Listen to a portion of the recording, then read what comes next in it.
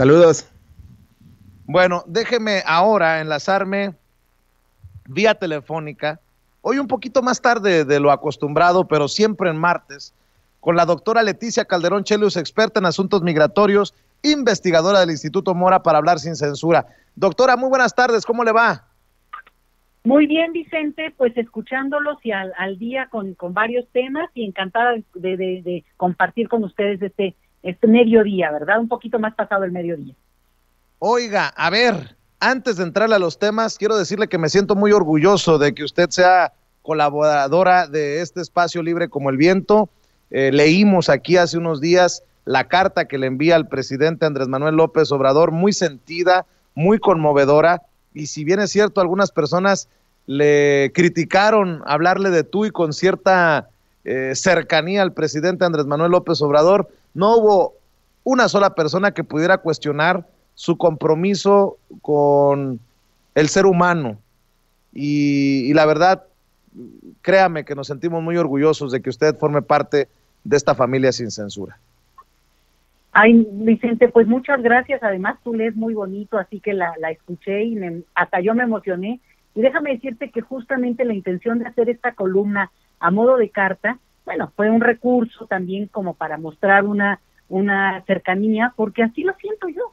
Yo siento que puedo hablarle al presidente de mi país con esa cercanía, con ese afecto, con ese respeto, o sea, que no le quita a la presidencia en sí, sino al contrario, le añade en el sentido de que yo sé que está del lado digamos, de la población, pues. Entonces, más bien, a propósito lo hice, porque, bueno, claramente podría haberlo hecho en otro tono, y lo hice con esa intención de hablarle directamente a él, y me daría mucho gusto que reciba la columna y que la recapacite, y que en algún momento este tema, que yo podría hablarte horas de él, del tema de la migración en nuestro país, se pueda repensar desde otra lógica. Y de una vez te lo agrego, Vicente, se acaba de aprobar hoy en Colombia, bueno, ayer, pero hoy es la nota, se acaba de aprobar en Colombia lo que sería una amnistía impresionante que va a sacar de la situación terrible en el limbo a más de 1 millón de personas venezolanas refugiadas en Colombia. Entonces nos dan una lección los colombianos que está de altura, donde México, pues ya, que siempre ha sido el líder en este tipo de temas en la región latinoamericana, pues tiene que repensar, porque nosotros no tenemos ni el 10% de esa población refugiada en nuestro país. Nada más lo dejo ahí para que no quede como un tema que no nos interesa cada semana, Vicente, mencionar de alguna manera. Oiga, doctora, a ver, entrémosle pues. Hablemos de los candidatos impresentables, y son muchos en el PRI, en el PAN, en el PRD, hasta en Movimiento Ciudadano. ¿Por qué se ponen la soga al cuello solitos? ¿Por qué los del PAN le apuestan al pasado y los del PRI van con los mismos malandros de siempre? Con mucho respeto, y que se ponga el saco al que le quede, doctora. Fíjate que sí impresiona, y aquí es la prueba de que el tema de las candidaturas son huesos, Vicente. Porque si hubiera una intención realmente de hacer un contrapeso al poder actual, de jugar políticamente en términos de empujar propuestas, empujar temas, meter en la agenda otro contenido, bueno, pues obviamente jugarían políticamente como grupo, y ponle, entra uno y representa al grupo. O sea, aquí hay también compromisos que luego pasan los candidatos, que luego ya ganan y todo, se les olvida que representan a una fracción y empiezan a actuar de manera individual, y ya no quieren tampoco responsabilizarse de la bandera que los enarboló, y eso tampoco los partidos lo deben de permitir en principio. Pero mira, ya hemos visto algunos casos de paisanas tuyas, por cierto, Vicente, pero bueno, no las vamos a nombrar aquí para no hacerles publicidad. Pero lo que sí me queda muy claro es que en esta ocasión lo que sí mostraron pues es el cobre, porque lo que estamos viendo en algunas de estas famosas o alianzas, o en el tema de el propio PAN, que está pues lanzando incluso a la esposa del expresidente Felipe Calderón, que se fue, ¿no te acuerdas? Se fue así diciendo: ya mi tiempo en el PAN tuvo su límite, fui como muy leal durante muchos años, pero yo voy por otro camino. Y bueno, ahora resulta que siempre no. Ahora sí que me dijeron que siempre no. ¿Por qué? Pues porque no pudo levantar sola eso, digamos, lo que hubiera pensado que se le iba a facilitar por su presencia, por la imagen que se había construido, pero que efectivamente pues se quedó muy enlodada posterior a la presidencia de su marido. Entonces, yo creo que aquí estamos en un escenario bien interesante, porque además muchos de los que vamos a hablar de cartuchos quemados, como les mencionan, pues tiene que ver con que también van de pluris, Vicente, y ese es un detalle que hay que tocar. Mira, los pluris no son malos en principio y tienen una intención original, teórica y política, al contrario, de que pudieran ser espacios para que las minorías políticas no quedaran fuera del juego del ajedrez político, digamos, ¿no? Porque si no hubiera arrasado en los años en que se presentó esta figura política, pues el PRI era el 99.9% de la presencia, ¿no? O con aliados muy cercanos. Entonces, la idea de ir metiendo esto de las minorías políticas tenía una intención correcta. El problema es que eso ya se desgastó como estaba pensado.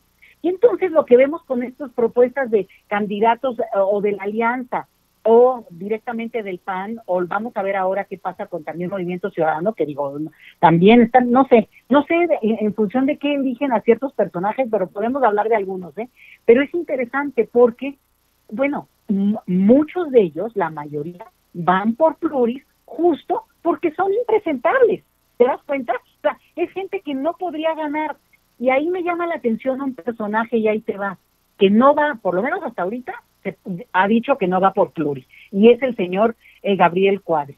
Este señor, tú lo recordarás, porque ya fue una vez candidato presidencial, digamos, protegido del Bester.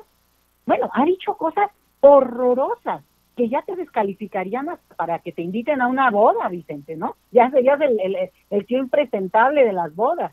Y este señor insiste. Sí va a ir, según esto va a concursar, digamos, a competir sin aspirar a una pluri, y yo creo, Vicente, francamente, que es pase a gol para sus adversarios. O sea, la verdad. Y así podríamos irnos uno por uno, pero aquí el detalle es, ¿en qué están pensando los partidos de oposición? Que tendrían que hacer un contrapeso, que lo prometieron a su ciudadanía, digamos, que se queja, que es opositora y que busca efectivamente, y tendría la razón, un contrapeso, vamos, ¿no? Que dijeras, bueno, yo no le apuesto al gobierno actual y quiero estos candidatos que sí me representen. Pues estos no los pueden representar a nadie, Vicente, y por eso te digo, yo siento que es un pase a gol literal. Entonces, lo que ves en el escenario son personajes muy vistos, ya muy manoseados, y otros, francamente, que no, digamos, le van a restar a cualquier, sea alianza o sea el PAN, o incluso en su momento pueden ser el argumento perfecto para, en este caso, pues Morena, para poder decir, miren lo que están presentando. Llama mucho la atención, Vicente, digamos, que se aferraron a que lo que necesitaban era hueso. Los del PRI hicieron exactamente lo mismo. El famoso Alito lo que hizo es meterse a él y meter a toda su familia, secretaria, todo el mundo, como si fuera, ¿sabes qué? Cayó la piñata y agarren lo que puedan, y agarren más, ¿no? Como los niños, claro, esos que agarran, ya sabes, los dulces al por mayor. Bueno, esa es la figura que yo siento que está pasando ahorita con la repartidera de candidaturas, Vicente. Y leo solo un poco de lo que escribe en el Heraldo Álvaro Delgado. El periodista Álvaro Delgado, colaborador de la revista Proceso, coconductor de Los Periodistas con Alejandro Páez Varela, dice: el PAN, un partido cártel, su cúpula definió candidaturas sin discusión y por unanimidad. Hace mucho que el PAN renunció a la democracia interna que lo caracterizó por décadas en la oposición y que en el poder defendía, al menos en el discurso, pero en la reciente definición de candidaturas ya ni las formas guardó. La cúpula las definió por dedazo y las aprobó, sin discusión y por unanimidad, como en los regímenes comunistas, dice Álvaro Delgado en relación al PAN. No, pues les da una cachetadota, ¿no? Pero te digo, de verdad, hablando de políticos de mucha tradición, a ver, si de veras quisieran jugar a la política, obviamente están en el juego, están, y ahí lanzan candidaturas frescas, novedosas, de personajes que además por sí mismos podrían levantar como que, digamos, el deseo de cambio de muchos grupos que quieren ver esa oposición como, digamos, que resurgiera, ¿no? De que resurgiera de sus propias cenizas. El problema es que muchas veces esta expresión de resurgir de tus propias cenizas supone reinventarte, supone esta ave fénix que significa salir como con más plumaje y como más con más hermosura. Y lo que están mostrando es que pues no pasan de ahí de un pollo frito que no pueden ni moverse, ¿no? Obviamente. Entonces, es muy duro, Vicente, porque esa oposición que hemos visto durante 2 años, no creas que esto es bueno para el país tampoco, lo quiero decir claramente en términos de política. O sea, que esta oposición sistemáticamente desde hace 2 años y medio, se ha presentado sin banderas claras o con banderas que luego dices, bueno, ahora sí que primero los pobres, dices, o sea, hoy se les ocurrió, ¿cómo? Cosas así, ¿no? Que a veces sin sentido, o ahora, Vicente, hablando de, en algunos casos, de otros colectivos y lo que sea, bueno, de que detengan las obras de faraónicas. Dices, a ver, espérame, o sea, los que más defendieron el aeropuerto son muchos de estos que hoy sugieren que se cancele o se detenga por un tiempo las obras como la del aeropuerto que se está llevando a cabo. Entonces, a ver, como que no ha pasado 20 años como para que se nos hubiera olvidado, ¿me entiendes? Han pasado 1.5 2 años. Entonces, yo sí creo que hay una parte en que no se han sentado, fíjate, así, con ganas de decir, bueno, y luego los adelantó a la pandemia, pues es lo peor, pero sentarse y hacer una serie de verdades, ¿no? Darse sus verdicidios, como decimos, decir las verdades que aunque maten, pero pues te permiten salir después adelante. Y el asunto es que no lo han hecho. Que la señora Margarita Zavala se presenta como candidata, fíjate, Distrito 10 de la Miguel Hidalgo aquí en la Ciudad de México, que es una entidad muy interesante porque pues, está Polanco, una zona de muchos recursos, pero también hay zonas muy populares. Bueno, ella va a presentarse ahí para competir contra otros 2 candidatos muy importantes, Javier Hidalgo, y en este caso también está en ese distrito Salomón Chertovisky. Bueno, ella va a competir. ¿Quién va a creer que es una candidata fresca? A ver, primero, ¿no? Y luego la siguiente cosa es que se cubre, Vicente, con una pluri.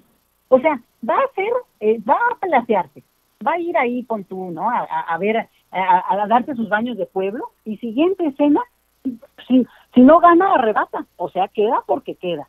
Entonces se me hace muy vil, se me hace como muy bajo, porque en todo caso le está quitando el lugar, y fíjate bien lo que te digo, Vicente, le está quitando el lugar a otro del PAN, y ahí yo ya veo personajes, gente más joven, que ha hecho trabajo de campo ahí, que le ha entrado a caminar esas calles, no son tanto de mi devoción, pero te lo digo, podrían ser competitivos.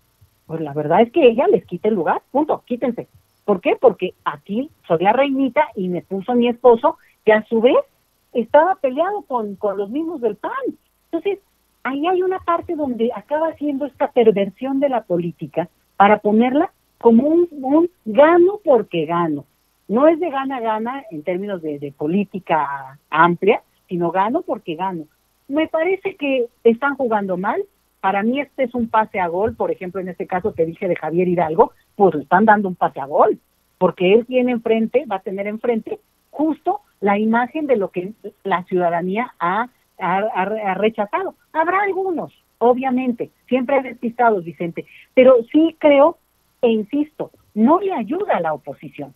Y yo creo que es un error rotundo, Vamos a verlo, pero realmente habría que entender las razones, y no las podrían decir, porque no las hay. Oiga, doctora, y esta mañana iniciábamos con el anuncio del secretario de Hacienda sobre la bancarización para los migrantes, una que creo yo es una muy buena noticia. No sé usted qué piense acerca de esta bancarización anunciada por el secretario de Hacienda, Arturo Herrera. Pues mira, yo creo que es una decisión interesante que se está tratando de hacer un poco en el marco del debate que ha habido con el tema del Banco de México, Tampoco es una cosa así separada de la nada.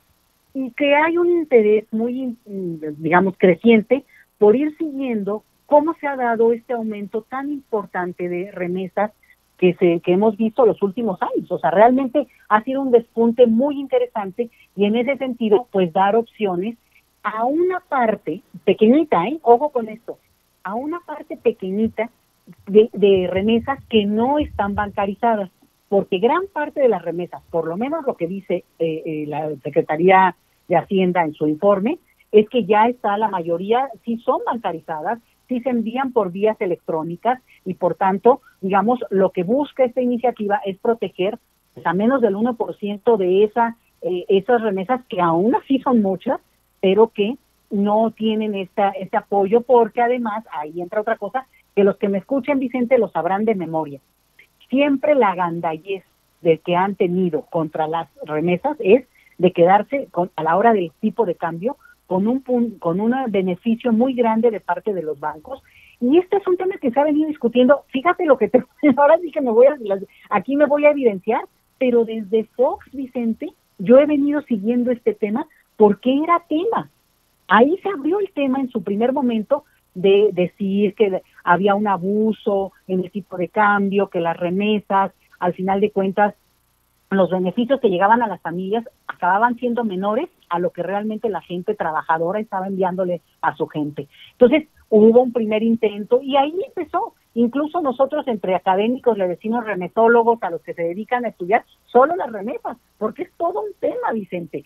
Y por tanto, me parece muy interesante la iniciativa, hay que verla con calma, y yo creo que aquí la voz del propio secretario de Hacienda va a ser importante en su momento, porque no solamente porque es una persona muy sensible que aporta mucho digamos, a una visión económica pero entendible, y sobre todo por un asunto que abre la puerta a que este tipo de, digamos, de beneficio a las comunidades también pueda darse como seguimiento, poder saber qué tanto, digamos, no en lo inmediato, pero siguiéndolo más adelante, qué tanto puede beneficiar a las propias familias y comunidades, porque no se nos olvide nunca, Vicente, este es un dinero particular, familiar, que es digamos, una cuestión de lealtad infinita que tienen las personas que le mandan a su familia, y por tanto, pues sí es muy mala onda y muy gandalla, para decirlo así, la manera como se les ha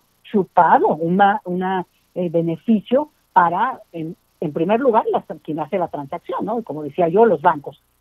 Hay un tema que quiero mencionar de esto para que lo tengan ahí en el radar, porque yo creo que es una oportunidad importante para los migrantes, sobre todo los mexicanos que radican en Estados Unidos especialmente, porque se habla de que se podrán hacer este trámite, entre otras cosas, desde Estados Unidos, de todo el trámite que implicaría darse de alta en esta nueva Banco del Bienestar, le dicen, que es el nombre, pero con la matrícula consular.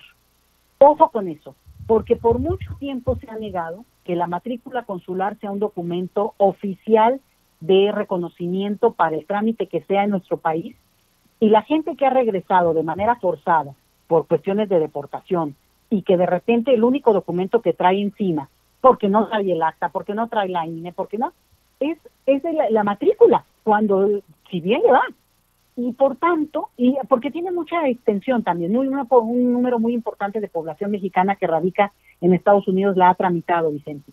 Pero entonces resulta que no se las aceptan en México para trámites, y otra vez ahora la están poniendo como el documento, uno de los documentos que la gente podría usar para hacer este trámite. Entonces, ojo, porque nos abre a la posibilidad de seguir, bueno, y mira que lo hemos hecho, demandando, exigiendo que ya por caridad ese documento sea de reconocimiento oficial también en nuestro país. Imagínate el absurdo.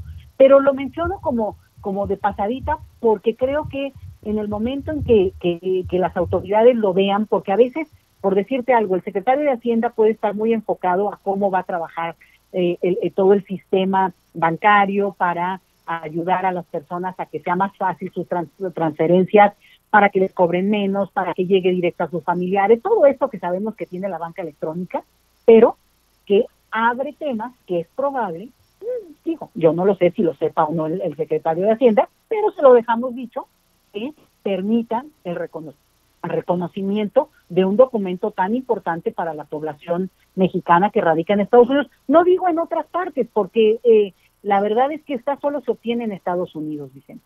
Tú lo sabes muy bien. Así es. Oiga, doctora, y para cerrar, Nos habla el doctor Hugo López-Gatell y también lo anuncia el presidente Andrés Manuel López Obrador, que los contagios, la pandemia iría a la baja en general, lo que resulta una muy buena noticia, y entonces ahora el discurso, la cantaleta, el nado sincronizado es en torno a las vacunas, vacunas, vacunas, vacunas, y pareciera que es el nuevo temita, con mucho respeto lo digo, con mucho respeto lo digo, el temita de la oposición, de los, como les llamo yo, odiadores del presidente Andrés Manuel López Obrador y su gobierno de la Cuarta Transformación. Pues es que mira, Vicente, ha sido bien interesante que va a llegar el día en que hagamos como el recuento, ¿no? Hasta que esto no pase en serio, tenemos que seguir como navegando.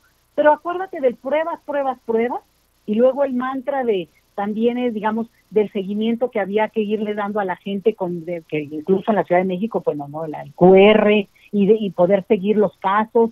Y bueno, cada fase ha tenido su correlato a nivel mundial, ¿eh? Esto como que se va discutiendo como por olas en todas partes, pero acá se lo toman como un mantra que repiten, pero como bandera de protesta. Y el problema con esto es que no dan de elementos contundentes. ¿Por qué? ¿Por qué lo digo? Porque, mira, ya nos habían dicho desde del verano que venía una segunda ola a partir de octubre.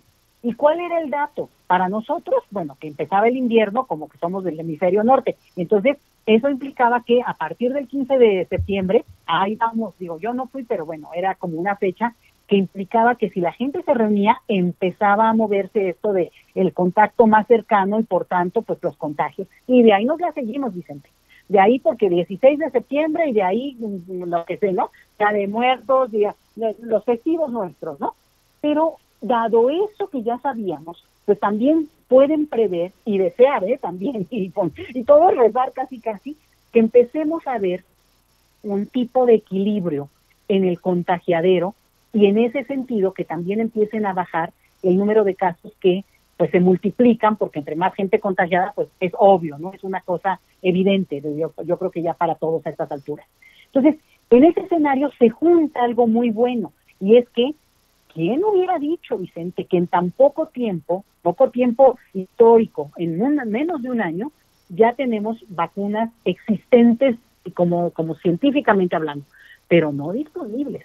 Y entonces empiezan con lo de las vacunas como si el gobierno mexicano no quisiera comprar vacunas, como si el gobierno mexicano no hubiera tenido la digamos, que se adelantó incluso a un momento en el que no se hablaba de vacunas, sino estábamos en el mero hoyo, y empezaron a negociar y a buscar dónde había vacunas, y a todos los países, incluidos los europeos, les tocó pues esta acumulación que ha tenido, este almacenamiento que han tenido los estadounidenses de las vacunas, y claro, ellos están vacunando como prometió Biden en su campaña, todos los días, pero como locos, pero porque ellos tienen las vacunas. Entonces, el mantra de vacunas, vacunas, vacunas, como si se negara a eso, me parece pues como muy injusto, porque precisamente lo que hemos visto es lo contrario, que hubo una prevención con esto.